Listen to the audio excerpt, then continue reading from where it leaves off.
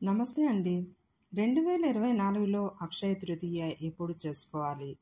తేదీ, తిథి, పూజా సమయం, అక్షయ తృతీయ విశిష్టత, బంగారం, వెండి కొనడానికి శుభముహూర్తం, బంగారం, వెండి కొనలేని వారు ఏ వస్తువులు కొనాలి, ఏ వస్తువులు కొంటే అక్షయ వలె సంపద చేకూరుతుంది, పూర్తి వివరాలు ఈ వీడియోలో తెలుసుకుందాం.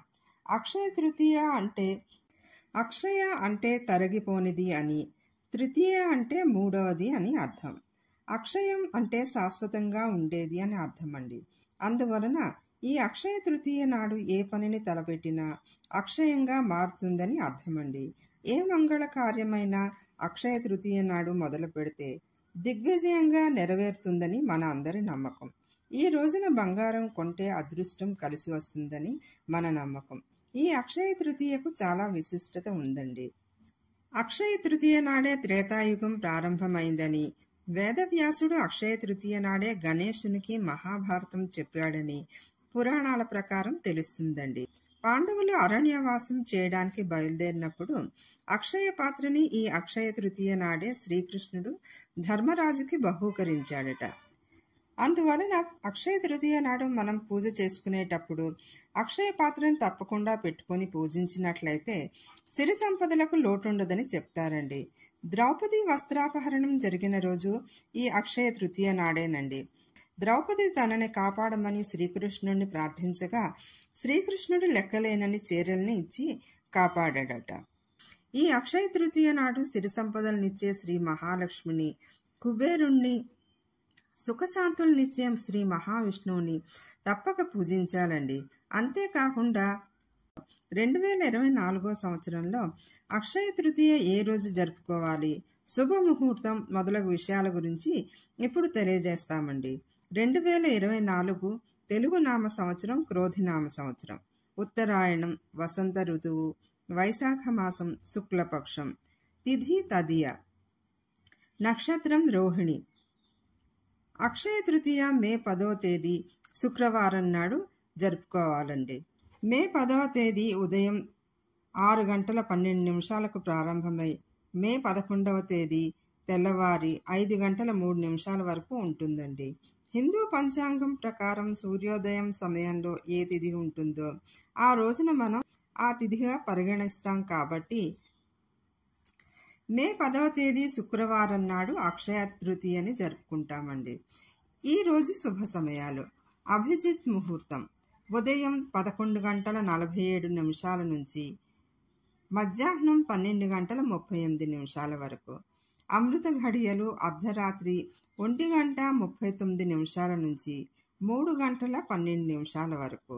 బ్రహ్మ ముహూర్తం ఉదయం 4:13 నుంచి 5:01 వరకు. అశుభ సమయాలు: రాహుకాలం ఉదయం 10:36 నుంచి 12:12 వరకు.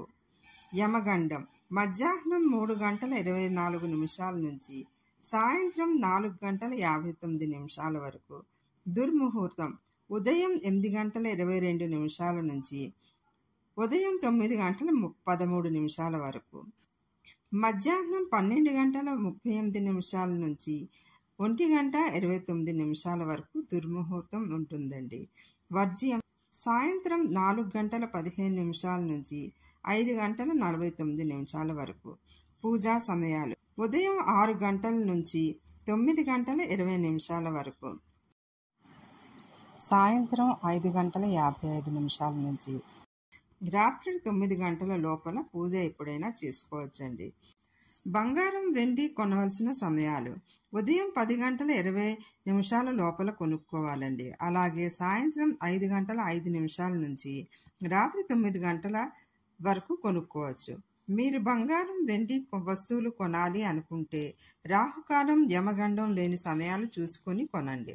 బంగారం, వెండి కొనలేని వారు రాళ్ల ఉప్పుని కొని తెచ్చుకుంటే లక్ష్మీదేవి స్థిర నివాసం ఉంటుందని చెప్తారండి. ఈ రోజు చాలా శక్తివంతమైన రోజండి. ఎందుకంటే ఈ సంవత్సరం అక్షయ తృతీయ శుక్రవారం రోజున వచ్చింది. ఆ రోజున లక్ష్మీదేవిని భక్తితో పూజ చేస్తాం.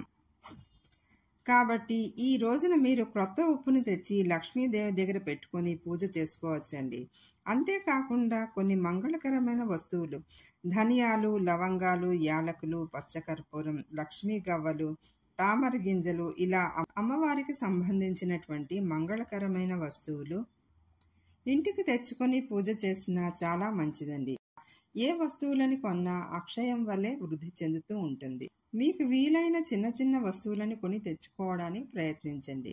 ఇవండి అక్షయ తృతీయ పండుగ 2024లో ఏ రోజున జరుపుకోవాలో తెలుసుకున్నాం. ఫ్రెండ్స్, నా వీడియో మీకు నచ్చినట్లయితే నా ఛానల్ని సబ్స్క్రైబ్ చేసుకొని లైక్ చేయండి, షేర్ చేయండి. అలాగే కామెంట్ చేయడం మర్చిపోవద్దు. Thank you.